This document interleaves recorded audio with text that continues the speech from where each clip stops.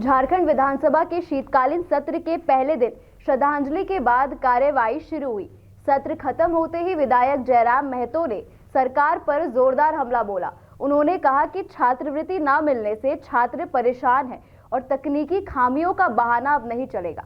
महतो ने संसदीय कार्य मंत्री की जिम्मेदारी पर सवाल उठाए और कहा कि उनकी दो टीमें सदन और सड़क युवाओं के मुद्दे को मजबूती से उठाती रहेंगी। भर्ती प्रक्रियाओं की जांच की मांग करते हुए उन्होंने सरकार पर नई सोच पर खरा न उतरने का आरोप लगाया। आइए जयराम महतो ने क्या कुछ कहा सुनते हैं। हमने पहले भी कहा था कि जब हम लोग सदन में जाएंगे तो इसका मतलब ये नहीं कि मुद्दे शांत हो जाएंगे।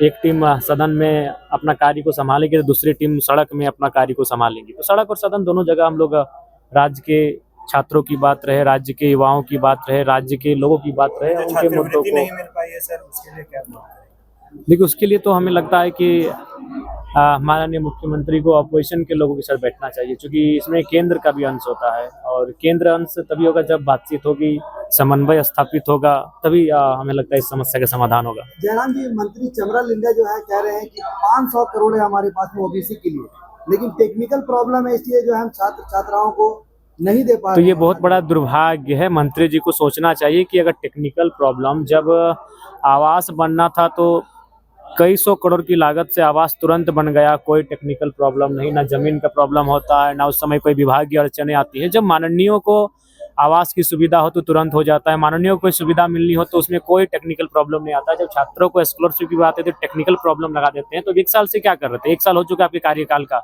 और स्कॉलरशिप 1 महीने से बंद नहीं है, सालों से बंद है। तो आप क्या कर रहे थे? उस टेक्निकल फॉल्ट को दूर क्यों नहीं कर पा रहे थे? अगर दूर नहीं कर पा रहे तो मंत्री के पद पे रहना आपको शोभा नहीं देता है। झारखंड में छात्रों की स्थिति कैसे देखते हैं? दयनीय है, बहुत अच्छी है? नहीं, बिल्कुल दयनीय है। रो रहे थे बहुत सारे जो छात्र हमसे मिलने आए थे स्कॉलरशिप के मामले को लेकर कि सदन में बात को उठाइएगा, उनकी आंखों में आंसू थे। बहुत ही मतलब मैंने कह सकते हैं बहुत दुखद स्थिति में गुजर रहे हैं झारखंड के छात्र। 10 लाख नौकरियों की जगह पे 10,000 नियुक्तियां बांटी गई है सर। देखिए, ये तो कोई नई नहीं है, ये उस समय का टेट है जब आज हमें लगता है 10 साल हो चुका है।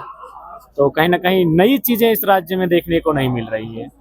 चलिए, अच्छी बात है, उनको किसी को 58, किसी को 55, किसी को 54 वर्ष की अवस्था में सम्मान मिला, मैं उनको शुभकामनाएं देता हूं। लेकिन कहीं ना कहीं नई चीज तो नहीं है, कुछ नया होना चाहिए इस राज्य में।